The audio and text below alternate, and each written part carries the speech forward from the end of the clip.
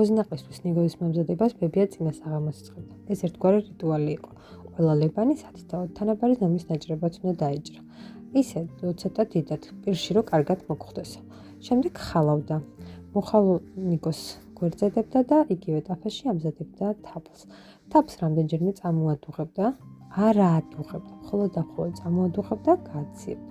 მესამე წამოდუღებისას შეგიძლიათ დაამატოთ შაქარი, თუ გინდათ რომ უფრო კნად უნდა გამოვიდეს გოზნაყი.